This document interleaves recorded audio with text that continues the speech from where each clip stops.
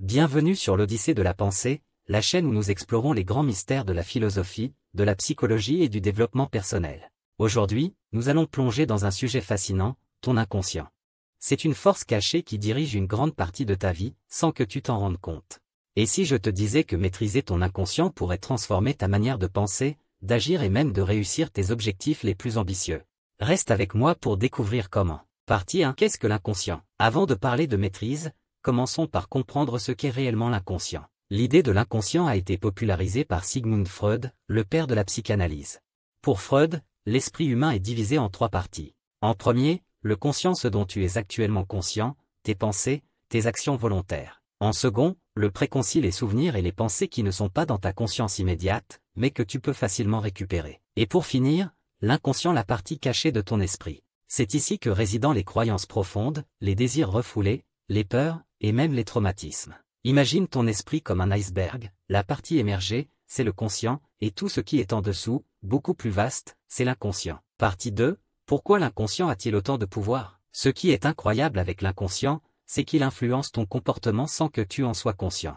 La plupart de tes décisions, de tes réactions émotionnelles, et même certaines maladies psychosomatiques peuvent trouver leur origine dans l'inconscient. Des chercheurs en psychologie estiment que 95% de nos actions sont guidées par l'inconscient. Par exemple, tu te mets en colère sans raison apparente? C'est peut-être un traumatisme enfoui qui parle à travers toi. Tu te sabotes dans tes projets? Ça pourrait être dû à des croyances limitantes que tu as intériorisées dans ton enfance. Cela peut sembler effrayant, mais l'idée clé est la suivante. Ton inconscient est puissant, mais tu peux apprendre à le comprendre et à le maîtriser.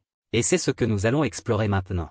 Partie 3. Comment l'inconscient influence ton comportement? Prenons un exemple concret. Imagine que tu veux te lancer dans un nouveau projet, mais chaque fois que tu commences, tu trouves des excuses, je n'ai pas le temps, je ne suis pas prêt, ou encore, je ne suis pas assez bon. Ces excuses ne viennent pas de ton conscient, mais de ton inconscient. Il te protège en activant un mécanisme de peur du changement.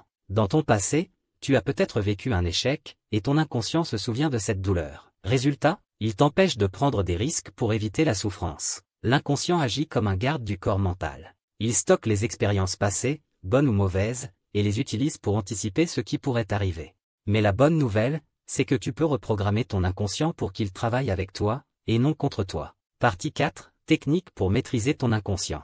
Maintenant que tu comprends mieux comment fonctionne l'inconscient, voyons ensemble 4 techniques puissantes pour commencer à le maîtriser. Première technique, la visualisation.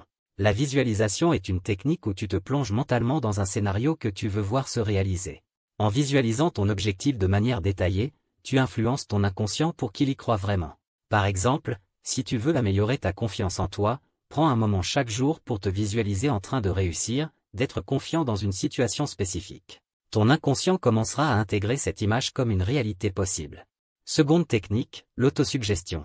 L'autosuggestion, popularisée par Émile Coué, consiste à se répéter des affirmations positives jusqu'à ce que l'inconscient les adopte. Par exemple, au lieu de te dire « je ne peux pas », tu répètes chaque jour « je suis capable et je mérite de réussir ». Ton inconscient est sensible aux répétitions, et avec le temps, il modifiera tes croyances limitantes en croyances positives. Troisième technique, la méditation. La méditation est un excellent moyen d'accéder à ton inconscient. En pratiquant la pleine conscience, tu apprends à observer tes pensées sans les juger. Cela te permet de mieux comprendre les modèles de pensée qui surgissent de ton inconscient. Au fil du temps, tu pourras repérer ces schémas automatiques et commencer à les changer. Dernière technique, l'hypnose. L'hypnose est une autre technique puissante pour accéder à l'inconscient. Elle permet de plonger dans un état de conscience modifié où ton esprit est plus réceptif aux suggestions. Des thérapeutes formés peuvent t'aider à travailler sur des blocages émotionnels ou des comportements que tu n'arrives pas à changer consciemment. Partie 5. Comprendre et libérer les traumatismes enfouis. L'un des aspects les plus importants de la maîtrise de l'inconscient est de libérer les traumatismes refoulés. Beaucoup de nos comportements destructeurs proviennent de blessures émotionnelles que l'on n'a jamais traitées consciemment. La première étape pour libérer un traumatisme est d'accepter qu'il existe. Ensuite, il est souvent utile de travailler avec un thérapeute ou un coach pour aller explorer ces zones sombres de ton inconscient et les transformer en force. En reconnaissant et en travaillant sur ces blessures, tu peux guérir et arrêter de laisser ces vieux schémas dicter ta vie. Conclusion, réveille la puissance de ton inconscient. Ton inconscient est une source de pouvoir immense. Même si nous ne contrôlons pas directement cette partie de notre esprit, nous pouvons l'influencer et la reprogrammer pour qu'elle nous aide à vivre une vie plus épanouie et alignée avec nos objectifs. Alors, es-tu prêt à prendre le contrôle? Utilise ces techniques pour apprendre à te connaître en profondeur et libérer tout le potentiel caché en toi. Si cette vidéo t'a inspiré, n'oublie pas de t'abonner à l'Odyssée de la pensée, d'activer la cloche pour ne rien manquer, et de laisser un commentaire sur comment tu vas appliquer ces idées dans ta vie.